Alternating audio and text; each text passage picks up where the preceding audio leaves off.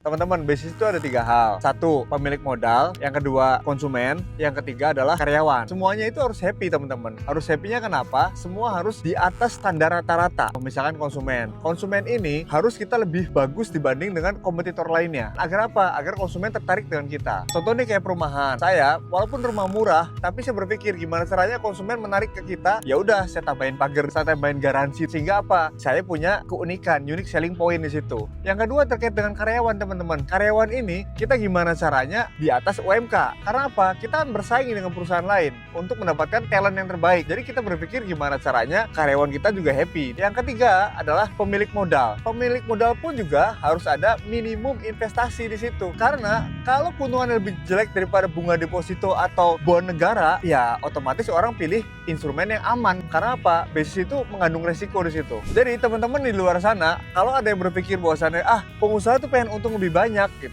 Bukan kayak gitu. Karena apa? Itu harus ada standar minimum investasi di situ. Kebanyakannya orang terjebak nih ketika mulai berbisnis, nggak melihat keuntungannya minimumnya berapa, sehingga bisnisnya itu nggak menarik. Ketika bisnis nggak menarik, investor nggak mau datang. Teman-teman, bisnis berkembang itu memerlukan cash. Kita harus tahu cash itu datangnya dari mana sih? Cash itu datangnya dari satu keuntungan, yang kedua dari hutang, yang ketiga dari investasi. Kalau kita mengandalkan dari keuntungan, saya tuh keuntungan nggak pernah saya tarik, saya kembangin terus di bisnis. Tapi itu lama. Akhirnya saya kepikiran, oke, saya ada hutang juga. Namun hutang itu ternyata ada limitasinya. Itu ada namanya debt equity ratio. Kayak saya sekarang mungkin itu maksimal 2 tahun nih. Growing bisnis mengandalkan hutang bank. Kalau mau lebih besar lagi harus menggunakan investor. Kayak saya sekarang, kenapa sih saya mau memperbesar bisnis saya? Karena saya tuh punya idealisme untuk pengen menciptakan lapangan kerja sebanyak-banyaknya. Kalau pengen lapangan kerja sebanyak-banyaknya, ya salah satunya adalah memperbesar bisnis. Karena dengan bisnis makin besar, lapangan kerja semakin meningkat. Makanya kemarin yang premanisme itu tuh bagian langkah saya untuk memperbaiki keuntungan saya. Karena premanisme itu nggak menambah added value di situ, nggak menguntungkan buat karyawan, nggak menguntungkan buat konsumen. Jadi saya pangkas biaya-biaya di situ. Kekurangan saya tuh orangnya idealis, pengen produknya bagus.